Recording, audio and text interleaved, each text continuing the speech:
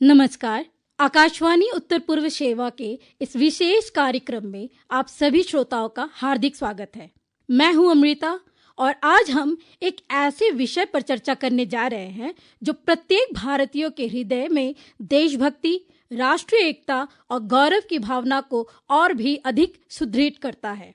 देश भर में स्वतंत्रता दिवस के अवसर पर हर घर तिरंगा अभियान उत्साहपूर्वक मनाया जाता है। इस अभियान का उद्देश्य केवल घर घर तिरंगा फहराना नहीं है, बल्कि प्रत्येक नागरिकों के मन में राष्ट्रीय ध्वज के प्रति सम्मान और देश के प्रति कार्यबोध को और मजबूत करना है। इस वर्ष हम एक और ऐतिहासिक उपलब्धि का भी उत्सव मना रहे हैं। हमारे अमर गीत वंदे मातरम की रचना 150 वर्ष पूर्ण हो रहे हैं। यह गीत स्वतंत्रता संग्राम के दौरान करोड़ों भारतीयों के लिए प्रेरणा का स्रोत रहा और आज भी राष्ट्रभक्ति की भावना को प्रज्वलित करता है। वंदे मातरम की रचना बंकिम चंद्र चट्टोपाध्याय ने की थी। इसका मूल लेखन 1875 से 76 के आसपास हुआ माना जाता है और बाद में इसे 1882 में प्रकाशित उनके प्रसिद्ध उपन्यास आनंद मठ में शामिल किया गया।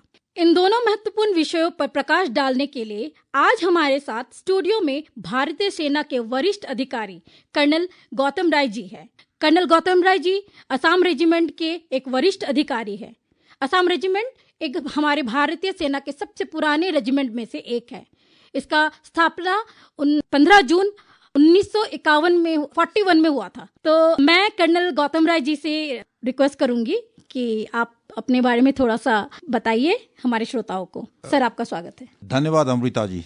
मैं कर्नल गौतम कुमार राय, सेवानिवृत्त, 37 साल 7 महीने सर्विस देके रिटायर्ड हुआ हूँ। मेरा कमीशन 7 जून 1980 को असम रेजिमेंट के 3री बटालियन 3rd असम रेजिमेंट, जिसे फैंटम राइनो कहते हैं, उसमें मुझे कमीशन मिला था। लेकिन उस दौरान मैकेनाइज्ड इन्फेंट्री का भी बटालियंस का बढ़ रहा था बटालियन। उसी के तहत मुझे असम रेजिमेंट छोड़ के 8 मैकेनाइज्ड 7 पंजाब में पोस्टिंग कर दिया गया, जहां से मैं फाइनली रिटायर्ड हुआ। मेरा रिटायरमेंट हुआ था दिसंबर 2017 में और अगस्त 2018 में मुझे मेघालय सरकार ने राज्य सैनिक बोर्ड का डायरेक्टर का कुर्सी फिर संभालने का रिस्पॉन्सिबिलिटी दिया और ये रिस्पॉन्सिबिलिटी मैंने जाके पिछले साल मार्च महीने में खत्म किया और मैं पूरी तरह से सेवानिवृत्त हूँ। बहुत बहुत स्वागत है आपका सर। सर, मेरा सबसे पहला प्रश्न, हर घर तिरंगा के अभियान के बारे में आप हमारे श्रोताओं को कुछ बताइए और इसके उद्देश्य के बारे में भी थोड़ा बहुत हमें बताइए। देखिए, ये हर घर तिरंगा अभियान आजादी का अमृत महोत्सव के तहत शुरू किया गया एक जन आंदोलन है जी, जिसके जरिए नागरिकों को अपने घर पर राष्ट्रीय ध्वज फहराने के लिए प्रोत्साहित किया जाता है। इसकी शुरुआत लोगों के दिल में देशभक्ति की भावना जगाने और राष्ट्रीय ध्वज के साथ जुड़ावा को औपचारिक से अधिक व्यक्तिगत बनाने के लिए की गई है जी। इसका मुख्य उद्देश्य प्रकार से है व्यक्तिगत जुड़ाव। राष्ट्रीय ध्वज को केवल संस्थागत या सरकारी कार्यालय तक सीमित न रखकर आम जनता के दिलों में तिरंगे के प्रति एक गहरा और व्यक्तिगत नाता स्थापित करना है जी। साथ में देशभक्ति की भावना। देशवासियों, विशेषकर युवाओं और बच्चों के मन में राष्ट्र के प्रति गौरव, सम्मान और एकता की भावना को मजबूत करना है।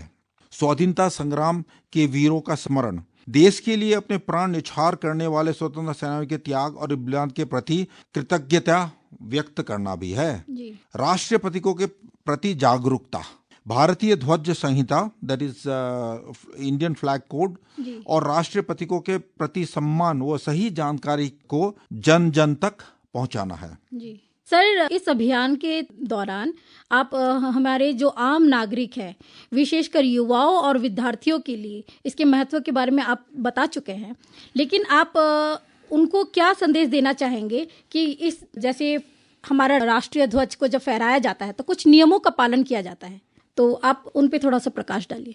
हर घर तिरंगा अभियान नागरिकों को में राष्ट्र प्रेम की भावना जगाता है जी। यह युवाओं और विद्यार्थियों को देश के इतिहास से जोड़ता है। साथ ही अभियान उन्हें राष्ट्रीय प्रतीकों का सम्मान करना सिखाता है। इससे देश की प्रति एकता और जिम्मेदारी बढ़ती है और खासकर युवाओं और विद्यार्थियों के लिए क्या महत्व है, तो ये सुनिएगा। राष्ट्र गौरव बढ़ाना, तिरंगे के साथ जुड़कर छात्र गर्व महसूस करते हैं और इसके साथ ये अभियान स्वतंत्रता सेनानियों के बलिदान की याद दिलाता है और एकता की भावना भी जगाता है। इसे सभी जातियों और क्षेत्रों में युवा एक साथ आते हैं और प्लस एक जिम्मेदारी का एहसास। यह युवाओं को अच्छा और जिम्मेदार नागरिक बनने की प्रेरणा देता है। सर, मेरा अगला प्रश्न है, जैसे कि आप भारतीय सेना से हैं, तो भारतीय सेना सदैव राष्ट्रीय ध्वज के सम्मान और उसकी गरिमा की रक्षा के लिए समर्पित रही है। सेना के दृष्टिकोण से तिरंगे का जो महत्व है वो आप थोड़ा सा हमें बताइए। अच्छा, बहुत बहुत बहुत बहुत बहुत अच्छे। भारतीय सेना के लिए तिरंगा केवल 3 रंगों का कपड़ा नहीं है जी, बल्कि शौर्य, बलिदान, एकता और राष्ट्र के प्रति असीम निष्ठा या जीवंत है। यह हर सैनिक की प्रेरणा का स्रोत होता है और देश की संप्रभुता की रक्षा की कसम को मजबूत करता है। सैनिकों के प्राण और प्रेरणा है तिरंगा। ये हमें अदम्य साहस भरता है। युद्ध के मैदान में तिरंगा सैनिकों को हर परिस्थितियों में आगे बढ़ने की शक्ति देता है। पहचान और गर्व, यह देश की अस्मिता का प्रतीक है जिसे थामकर सैनिक हर चुनौती का सामना करते हैं। अखंडता का संदेश, यह झंडा देश की सभी नागरिकों और क्षेत्रों को एक सूत्र में पिरोता है। बलिदान और सम्मान, वीर गति पर आवरण, देश के लिए प्राण न्यौछावर करने वाले वीर जवानों के पार्थिव शरीर में को तिरंगे में पूरे सैन्य सम्मान के साथ लपेटा जाता है। अमरता का प्रतीक, तिरंगा यह बताता है कि सैनिक का शरीर भले ही न रहे पर उनका बलिदान अमर रहता है। सर्वोच्च सम्मान, राष्ट्रीय ध्वज का अपमान सेना कभी सहन नहीं करती है और इसकी गरिमा के लिए वह सर्वस्व अर्पण करने को तैयार रहता है। सर, मेरा अगला प्रश्न यह है कि हर घर तिरंगा अभियान के दौरान नागरिकों को राष्ट्रीय ध्वज फहराते समय किन बातों का विशेष ध्यान रखना चाहिए? अच्छा, देखिए, हर घर तिरंगा अभियान के तहत नागरिकों को राष्ट्रीय ध्वज फहराते समय भारतीय ध्वज संहिता that is flag code of India के नियमों को पालन करना चाहिए। तिरंगे का अपमान न हो, इसके लिए केसरिया रंग हमेशा ऊपर रखें। झंडे को जमीन या पानी से न छूने दे और कभी भी फटा या मैला तिरंगा न फहराएं। इसका सही तरीका और नियम इस प्रकार से: रंग की स्थिति, केसरिया पट्टी हमेशा ऊपर, सफेद बीच में और हरा रंग नीचे होना चाहिए। ध्वजा का आकार, झंडा आयताकार होना चाहिए और इसकी लंबाई चौड़ाई का अनुपात 3/2 होना चाहिए।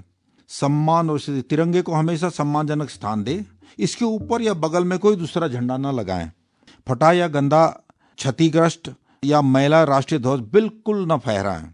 और क्या न करें, जमीन से स्पर्श, तिरंगा किसी भी स्थिति में जमीन, फर्श या पानी को छूना नहीं चाहिए। सजावट में प्रयोग, झंडे का उपयोग किसी प्रकार की पोशाक, यूनिफॉर्म, मेजपोश दैट इज टेबल क्लॉथ या सज्जा सामान के रूप में नहीं किया जाना चाहिए। उल्टा प्रदर्शन, ये कभी कभी देखा गया है बिकॉज इन लोगों को पता नहीं, झंडे को कभी भी उल्टा दैट इज केसरिया रंग नीचे नहीं फहराना चाहिए। जैसे अभी मैंने देखा है, हम लोग नोटिस करते हैं सर, हम सबको भी पता होता है कि ध्वज का कैसे क्या करना चाहिए, है ना सर। लेकिन क्या होता है कि जैसे ही इंडिपेंडेंस डे हो या रिपब्लिक डे हो, हमारा जैसे ही वो खत्म हो जाता है, हमने बहुत सारे को देखा है ऐसे रोड में पड़े हुए भी रहते हैं। तो आप क्या मैसेज देना चाहोगे इस प्रोग्राम के थ्रू युवाओं को, नागरिकों को, कि किन किन बातों का ध्यान रखें? आपने बहुत अच्छा पॉइंट दिया। ये मैंने भी नोटिस किया बिकॉज हम इंडिपेंडेंस डे और रिपब्लिक डे परेड के दौरान हम लोग भाग लेते हैं जी। यहाँ पे हमारे जो भी दर्शक गण आते हैं अपना अपने हाथ में फ्लैग, ध्वजे लेके आते हैं और जैसे खत्म हो गया वो उधर ही फेंक देते हैं जी। तो ये ध्यान में रहना चाहिए कि ध्वज, आपका जो राष्ट्र ध्वज है जी, वो सिर्फ 2 घंटे 3 घंटे के लिए नहीं है जी। ये आप हो ना हो, कोई दूसरा हो, ये ध्वज चलता ही रहेगा जी, आप हो या ना हो। तो इसीलिए हमें ये ख्याल करना चाहिए, अपने राष्ट्र ध्वज आपने खरीद के आप फहरा रहे हैं उस दिन के लिए, भले ही कागज का बना हो, लेकिन ये आप अपने साथ ले जाकर किसी अच्छे जगह में इसको संभाल के रखना चाहिए। मैं ये सभी को यही संदेश देना चाहता हूँ, कृपा करके कि एक दिखावे के लिए सिर्फ मत लेके फहराइए। जब आपके ऊपर कैमरा चढ़ता है उसके बाद फेंकना नहीं है जी। बिल्कुल। और हर घर तिरंगे का उद्देश्य कहीं ना कहीं ये भी बहुत मायने रखता है। सर, मेरा अगला प्रश्न है, जैसे हमारे नागरिकों को हर घर तिरंगा के लिए एक पोर्टल के बारे में जानकारी दी गई है। हर घर तिरंगा का एक पोर्टल है, आप उसके किस तरह से उपाय किया जाए उसके ऊपर में थोड़ा सा बताइए। अच्छा, देखिए, आजकल सारे हमारे नौजवान, हमारे बच्चे हैं, वो कंप्यूटर से सेवी है जी। अभी सरकार ने जो हर घर तिरंगा अभियान जारी किया है, उसके तहत आधिकारिक हर घर तिरंगा पोर्टल दिया है, जिसमें नागरिक अपना डिजिटल पंजीकरण कर सकते हैं, तिरंगे के साथ में सेल्फी अपलोड कर सकते हैं और ऑनलाइन डिजिटल भागीदारी प्रमाण पत्र, दैट इज सर्टिफिकेट भी ले सकते हैं जी। इसका यह है कि आधिकारिक वेबसाइट हर घर तिरंगा पर जाएं, इसके होम पेज में होइस्ट द फ्लैग या अपलोड सेल्फी पर क्लिक करें, अपना नाम, मोबाइल नंबर जैसे जो भी जानकारी, जरूरी जानकारी वो भरे और तिरंगे के साथ अपना सेल्फी, फोटो या सेल्फी अपलोड करें। सबमिट करने के बाद अपना डिजिटल प्रमाण पत्र डाउनलोड कर सकते हैं। ओके, धन्यवाद सर। क्या इस नागरिक, मतलब जो आम नागरिक है, इस पोर्टल पर अपना सहभागिता दर्ज कर सकते हैं? यदि हाँ, तो इसके लिए जैसे आपने अभी बताया, लेकिन कुछ लोगों का जैसे उसमें थोड़ा सा कुछ लोग होते हैं जो फ्रेंडली नहीं होते हैं, तो उनके लिए कोई इजी उपाय है या फिर जो बताया गया है वही है? एकदम वही। आप इसका भी जो आजकल इनफैक्ट आपने देखा होगा, जो भी पोर्टल दिया जाता है ये यूजर फ्रेंडली होता है। तो यहाँ पे आपको बताया जाता है, जैसे होम पेज में जैसे अपलोड सेल्फी करना, वो पूरा दिया जाता है। उस पर्टिकुलर जगह में जाकर हमें क्लिक करना है, अपना जो भी डिटेल मांगा गया उसको भर के आप सेल्फी या फोटो अपलोड कर सकते हैं और इसको डिजिटल सर्टिफिकेट आप उधर ही से आप डाउनलोड कर सकते हैं। इसका बेसिक उद्देश्य क्या था कि नागरिकों और राष्ट्रीय ध्वज के बीच व्यक्तिगत जुड़ाव और अपनेपन की भावना को मजबूत करना है, राष्ट्र के प्रति गौरव, सम्मान और देशभक्ति की भावना को जन जन तक पहुंचाना है और स्वतंत्रता दिवस के जश्न को केवल एक सरकारी कार्यक्रम के बजाय एक बड़े जन आंदोलन में बदलना है। सर, मेरा अगला प्रश्न यह है कि देश के दूर दराज क्षेत्रों, विशेषकर पूर्वोत्तर भारत में इस अभियान को लेकर लोगों का उत्साह आप किस प्रकार देखते हैं? देखिए, पूर्वोत्तर भारत सहित देश के दूर दराजों क्षेत्रों में हर घर तिरंगा अभियान को लेकर लोगों का उत्साह अभूतपूर्व और अत्यंत प्रेरणादायक है। स्थानीय जनजातीय समुदाय, युवाओं और स्कूली बच्चों की सक्रिय भागीदारी की यह अभियान एक जन आंदोलन बन गया है, जहां हर घर और गली में राष्ट्रीय गौरव व देशभक्ति की लहर साफ दिखाई देती है। पूर्वोत्तर में उत्साह के मुख्य पहलू: व्यापक जन भागीदारी। असम, अरुणाचल प्रदेश, त्रिपुरा, मेघालय, सारे जो हमारे 7 राज्य हैं, उसमें ग्रामीण के सीमावर्ती इलाकों में तिरंगा पद यात्राओं का आयोजन हो रहा है। स्थानीय वीर नारियों को नमन। पूर्वोत्तर में गुमनाम स्वतंत्र सेनानियों को रैलियों और कला प्रदर्शनियों के माध्यम से विशेष श्रद्धांजलि दी जा रही है। सांस्कृतिक जुड़ाव। युवा और स्थानीय निवासी गर्व के साथ राष्ट्रीय ध्वज को अपना रहे हैं तथा हर घर झंडा पोर्टल पर अपनी तस्वीरें और सेल्फी अपलोड करते हैं। साथ में हम लोग, आर्मी क्या करती है, एक नो योर आर्मी वाला एक एग्जीबिशन रखते हैं, जहाँ पे इन लोग अपने बाकी सिटीजन्स आके अपना भाग ले सकते हैं और अपने आप को आर्मी के बारे में और अच्छी तरह से ज्ञान हासिल कर सकते हैं। तो जैसे कि आप भारतीय सेना से ही हैं, इस अभियान में भारतीय सेना का क्या भूमिका रहा है? देखिए, हर घर तिरंगा अभियान में भारतीय सेना देश के नागरिकों के साथ मिलकर देशभक्ति का प्रसार करती है जी।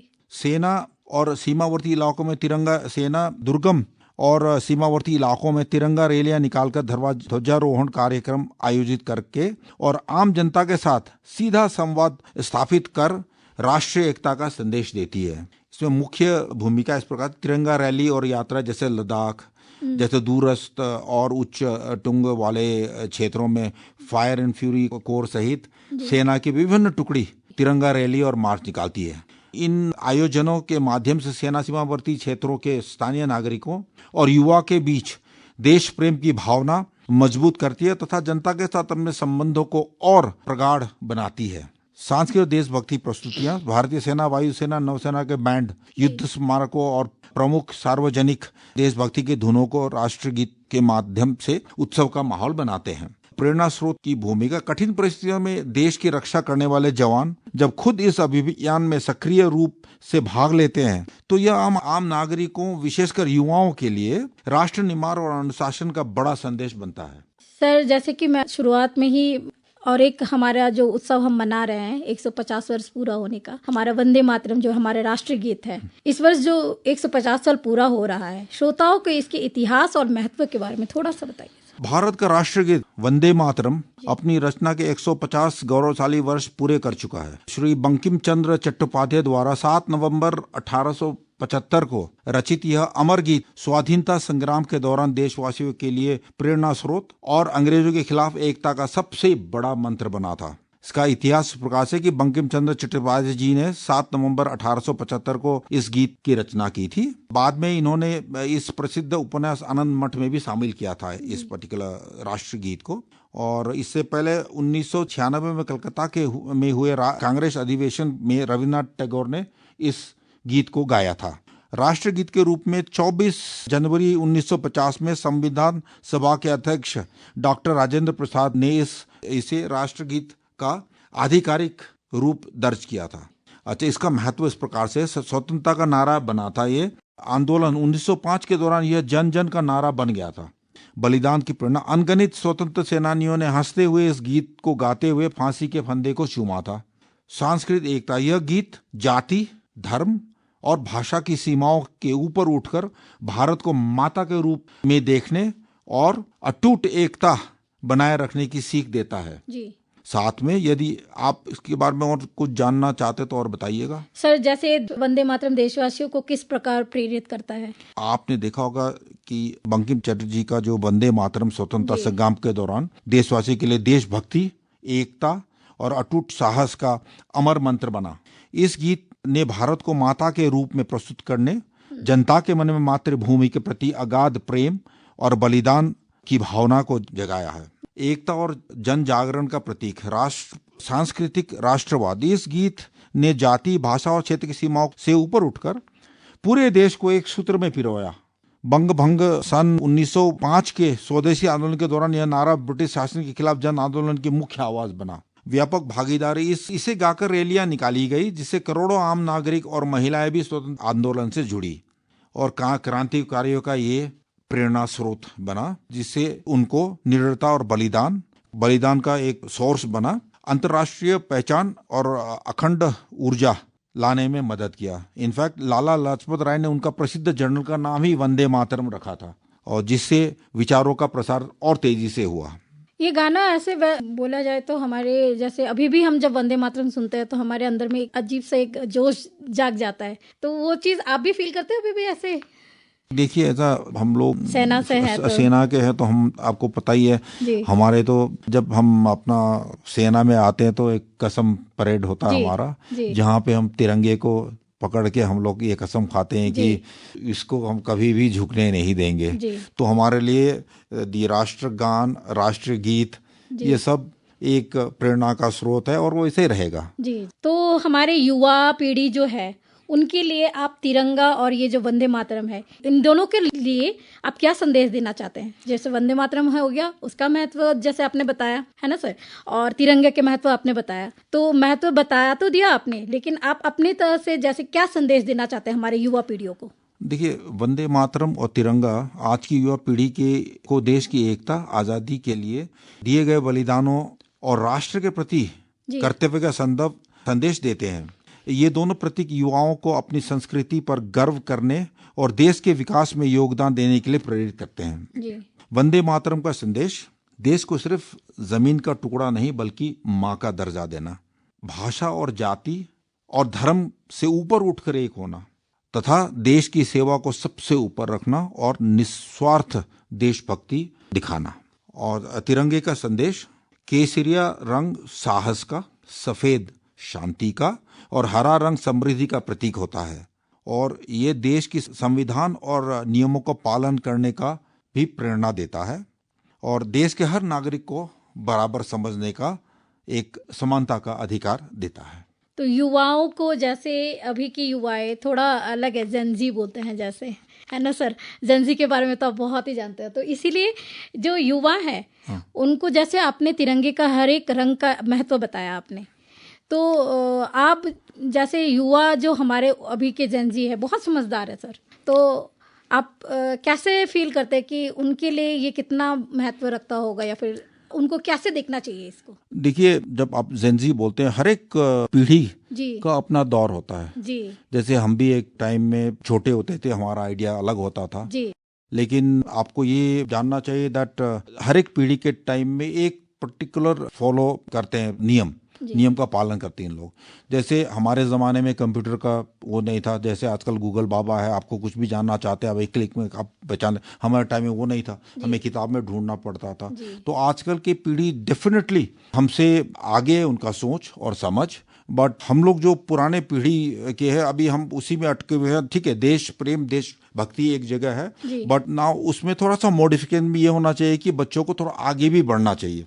ये नहीं कि देशभक्ति का नारा लगा के कोई आदमी आपको ऐसे ही दूसरे गलत रास्ते में ले जा रहा है और अपना जो भी उसने रोटी सेकना है वो सेक रहा है और बच्चों को गुमराह कर रहा है। मैं अभी जब भी देखता हूँ इनका जो आंदोलन, तो मुझे यही लगता है कि बीच में कोई ना कोई आके इनका आंदोलन को थोड़ा सा डाइल्यूट कर रहा है ताकि उनका जो एक्चुअल उद्देश्य है उससे हटकर रिजल्ट निकले। अदरवाइज मुझे कोई डाउट नहीं है। मैं एनसीसी में 7.5 साल सेवा करके आया हूँ और मैंने हर एक बच्चों के साथ ऑल इंडिया इंटरेक्ट कर रखा है। सारे के सारे सिंसियर हैं और वो सब कुछ अच्छा करना चाहते हैं, but it is up to me कि मैं किस प्रकार से इनको गाइड करूं। और प्लस इनके पास मेरे अलावा, जैसे आपको मैंने बताया, गूगल बाबा तो है ही, तो मुझे गलत उनको सिखलाई नहीं देना चाहिए। तो मुझे पक्का पता है कि जो नए जेनजी है वो हमें और आगे ले जाएगा, मुझे कोई शक नहीं है उसमें। आपका जो संदेश यही रहा, मतलब हमारे स्वतंत्रता के अवसर पर भारतीय सेना के ओर से, जैसे कि आप वरिष्ठ अधिकारी हैं, देशवासियों के लिए आपका क्या संदेश रहेगा? अच्छा, देखिए, स्वतंत्रता दिवस के पावन अवसर और भारतीय सेना का देशवासियों के लिए संदेश यह है कि देश की रक्षा सर्वोपरि है और सीमाओं पर तैनात हमारे वीर जवान हर परिस्थिति में देश की एकता, अखंडता और संप्रभुता की रक्षा के लिए पूरी तरह समर्पित व मुस्तैद है। सुरक्षा का पूरा भरोसा है हमारे ऊपर और आप बिल्कुल फिक्र न करें, हम जागते हैं ताकि आप लोग आराम से सो सकें। देश की एक इंच जमीन और उसके स्वाभिमान पर आंच बिल्कुल ही आने नहीं दिया जाएगा जब तक फौज सीमा पर डटा हुआ है। लेकिन याद रखें, स्वतंत्रता केवल अधिकार नहीं बल्कि राष्ट्र के प्रति कर्तव्यों का निभाने का संकल्प है। ये इसमें एक चीज याद रखिएगा कि स्वतंत्रता को संभालना सिर्फ फौजियों का काम नहीं है, ये हर एक नागरिक का काम है। लड़ाई सिर्फ बॉर्डर सीमा पे सिर्फ नहीं होता है। आजकल जो आपका पता है इन्फो वॉर जो चल, इंफॉर्मेशन वॉर चल रहा है, वो आपका देश के अंदर भी चल रहा है, इंटरनल भी चल रहा है। तो यहाँ पे जागरूक होना हर एक नागरिक का ड्यूटी बनता है। और हम इतना ही चाहते हैं कि आप लोग वीर शहीदों के बलिदान को हमेशा याद रखें। नागरिकों को एकता की, देश की एकता ही देश की सबसे बड़ी ताकत है। अपने आचरण और कर्तव्यों से राष्ट्र निर्माण में योगदान दें। तो सर, मैं और थोड़ा सा और समय लूंगी। जैसे कि रिटायरमेंट के बाद आप लोग एक सर्विसमैन हो गए, तो आपका जो एक अलग भाव होता है, क्या वो उसमें थोड़ा सा अलग कुछ भाव आया है या फिर वही सेम है जो आप सर्विस में थे? और उसके बाद सिर्फ आपका ही नहीं बोल रहे, रिटायरमेंट के बाद जैसे सब, आप तो जिला सैनिक बोर्ड से जुड़े हुए थे, तो आपको वो चीज़ और भी ज़्यादा एहसास होता होगा क्योंकि आप जुड़े हुए रहे हैं सबके साथ। रिटायरमेंट के बाद भी उनका एक अलग भाव रहता है, लेकिन जब वो एक जगह पे मिलता है तो उनका क्या एक भाव होता है, थोड़ा सा उस पर बता दीजिए। देखिए, एक बार फौज का यूनिफॉर्म आपने पहन लिया तो आप वेदर यूनिफॉर्म में हो या यूनिफॉर्म आपने उतार दिया हो, आपका फीलिंग में कोई कमी बेसी नहीं होता है। आपका जो देश प्रेम में, कोई देश प्रेम का भाव में कोई भी कमी नहीं आता। हम आज भी उतने ही देशभक्त हैं जितने यूनिफॉर्म में थे। बट यस, एक बार हम जब सेवानिवृत्त हो जाते हैं तो उसके बाद में हम एक्चुअल बॉर्डर में नहीं जाते हैं। तो हम जो भी काम करते हैं अपने इलाके में काम करते हैं। मेरा तो ये सौभाग्य था दैट मैं डायरेक्टर था राज्य सैनिक बोर्ड का, तो मुझे हमारे सैनिक भाई जो सेवा में है और सेवानिवृत्त है, दोनों के साथ मुझे काम करने का मौका मिला। साथ में ही स्टेट गवर्नमेंट के साथ भी काम करने का मौका मिला। इससे मेरा बहुत डेवलपमेंट हो गया। मुझे ये पता नहीं था कि बाहर काम कैसे होता, बिकॉज हम लोग का लिमिटेड है फौज में।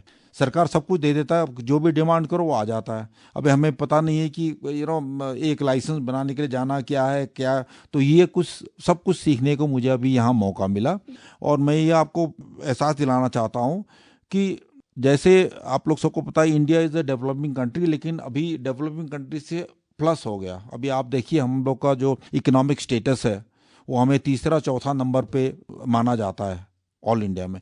ये सभी है जो हमारे जो इंडियन नागरिक है, जो अपने काम करे, साइंटिस्ट है, इंडस्ट्रियलिस्ट है, हमारे ऑफिशियल्स हैं, उसके तहत उन्होंने काम करके ये यहाँ पे ले गया है। तो I am a very proud Indian. Thank you so much. आपने आज बुलाया। जय हिंद, धन्यवाद सर। बहुत बहुत धन्यवाद सर। आज आपने हर घर तिरंगा अभियान, राष्ट्रीय ध्वज के महत्व, हर घर तिरंगा का जो पोर्टल है उसको कैसे उपयोग किया जाए, वंदे मातरम गीत के ऊपर में जो ऐतिहासिक महत्व है उसको बताया। तो इन सब जानकारियों के लिए आपको बहुत बहुत शुक्रिया। मुझे आशा है हमारे श्रोताओं ने आपके जितने भी संदेश है उसको बहुत अच्छी तरह से समझा होगा और ग्रहण भी किया होगा। प्रिय श्रोताओं, तिरंगा केवल हमारा राष्ट्रीय ध्वज नहीं बल्कि उन अखंड वीरों के त्याग, बलिदान और समर्पण का प्रतीक है जिन्होंने हमारे स्वतंत्र भारत का निर्माण किया। आइए इस स्वतंत्रता दिवस पर हम सभी अपने घरों पर सम्मान पूर्वक तिरंगा फहराएं, हर घर तिरंगा पोर्टल पर अपनी सहभागिता दर्ज करें तथा राष्ट्रगीत वंदे मातरम के 150 वर्ष पूरे होने के इस ऐतिहासिक अवसर को गर्व और सम्मान के साथ मनाएं। इसी संदेश के साथ मैं अमृता आप सबसे इजाजत लेती हूँ। नमस्कार। वंदे मातरम। जय हिंद।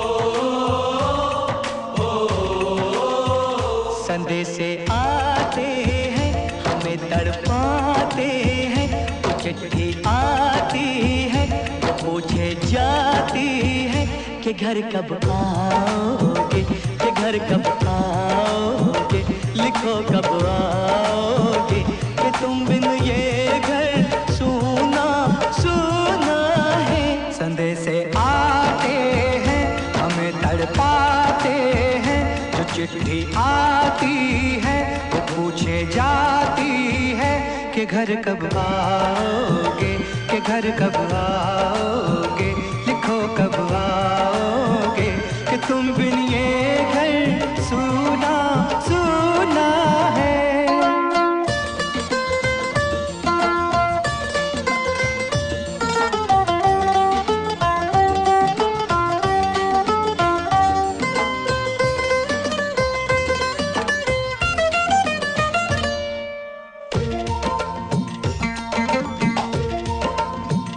किसी दिलवाली ने, किसी मतवाली ने हमें खत लिखा है, ये हमसे पूछा है।